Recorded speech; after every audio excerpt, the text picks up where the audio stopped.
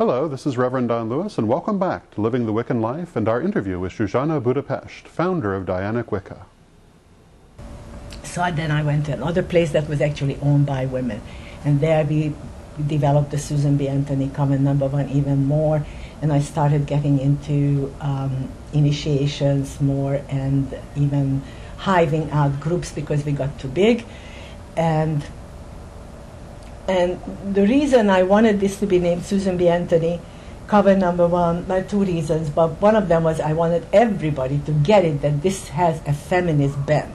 This is not la-di-da, we're not doing hoo-ha in front of statues, we're not getting off on some ancient tradition. We are making the tradition, we are creating the new mythology, but we know about the old stuff. And then after 3 years there, we returned to the old Covenstead where we were arrested again. All right.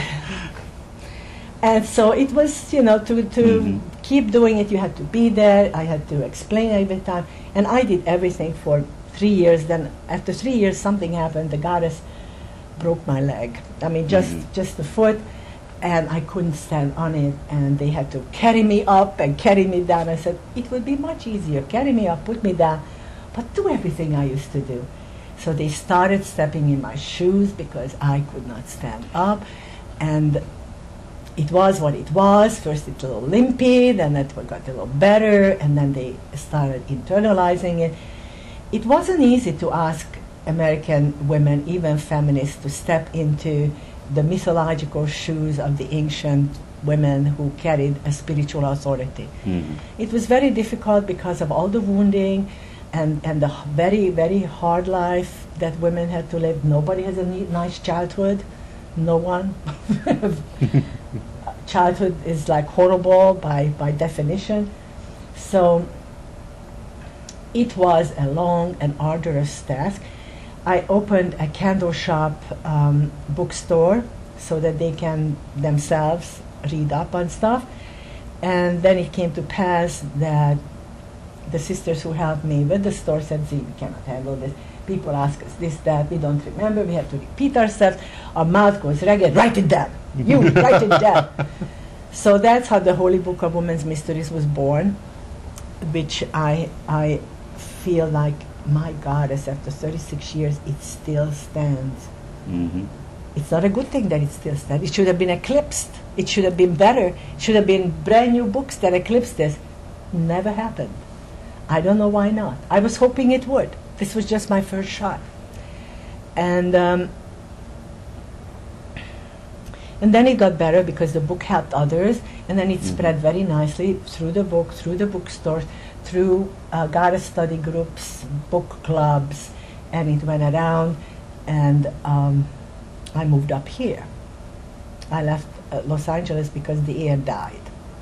This was really the reason. I loved it there, but I couldn't breathe anymore. And air is a #1 requirement. Air is very important. I cannot breathe shitty air. And here, I became more of a writer, and I started publishing 8 books, which are all bringing back more of the lost culture. I saw my role sort of because I love being in libraries and dig things up, to reclaim the Earth holidays that we lost, the lunar holidays, Grandmother of Time, Grandmother Moon. These are books I wrote. And then I saw the 80s when the women walked into their tall glass office buildings, and very nicely they just slipped off their sneakers, put them in their purse, and put on the high heels and walked in, and I thought, there's an audience here. That's my audience, my next audience. So I wrote The Goddess in the Office. Oh, yes. And that was the entry, that was the doorway for a lot of women. Yes, it was. It was an easier book than the Holy Book.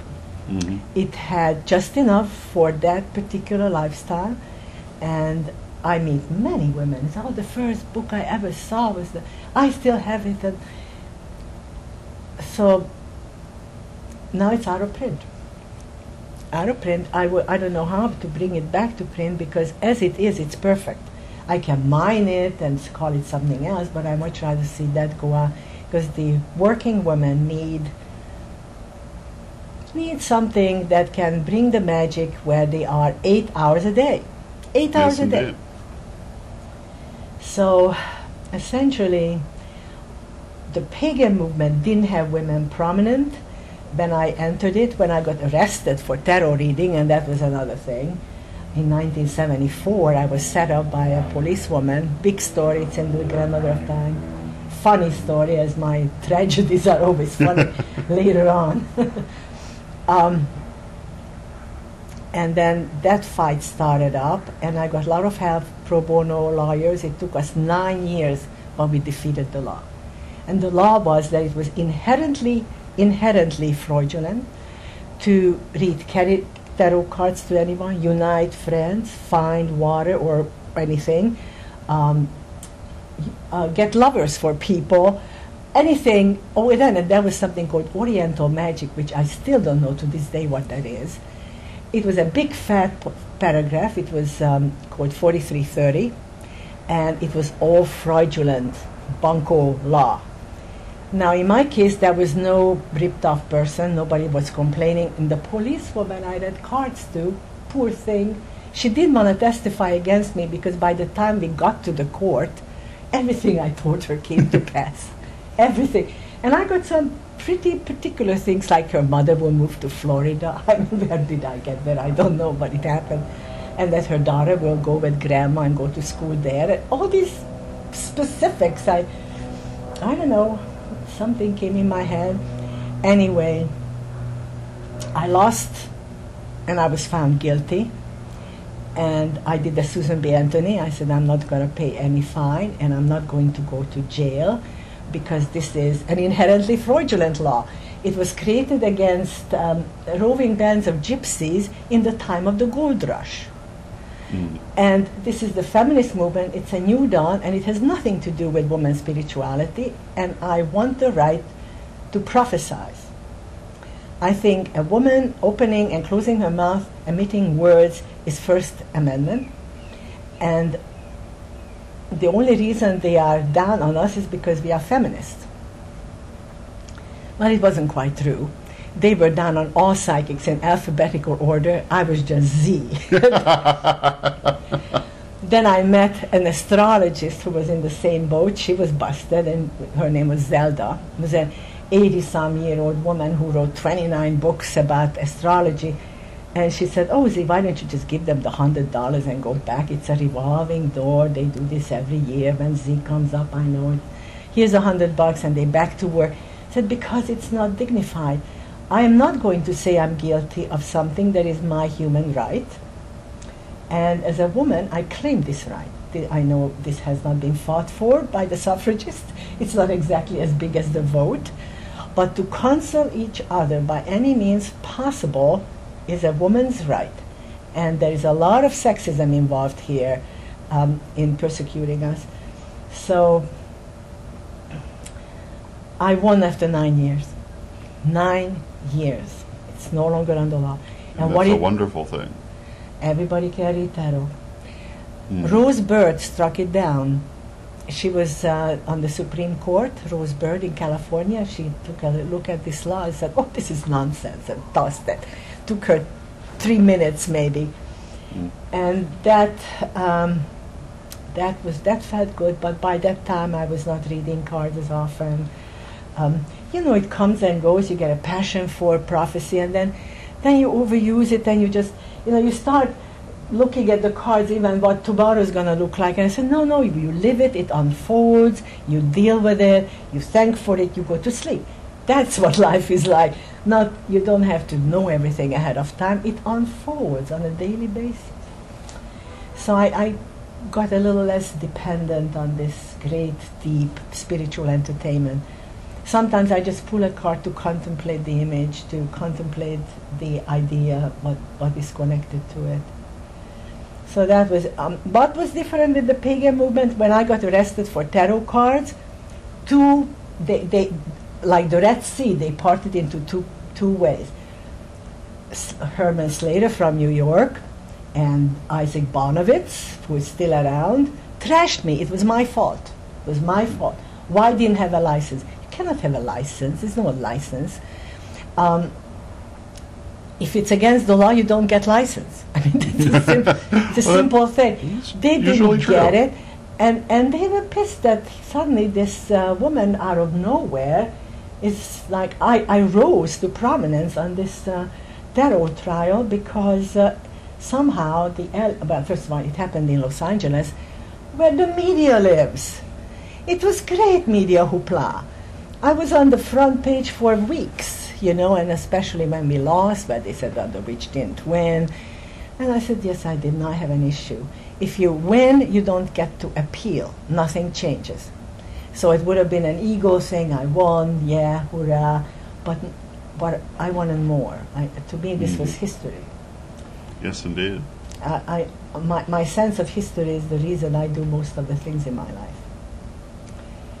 And maybe that's because of the Hungarian Revolution. You know, I come from a time, I was born in just a year before the war broke out. So I was a toddler in the basement, where we kept the coal. And during the Hungarian Revolution, I was 16, so it was totally clear what was happening, and I got very impacted by that. Yes, that when people unite, you can defeat tyrants, even Russian tyrants. And that was a big lesson for me. And when I saw the civil rights movement in this country and the chant, you know, people united can never be defeated, which, by the way, is chanted in Arab now against us on television.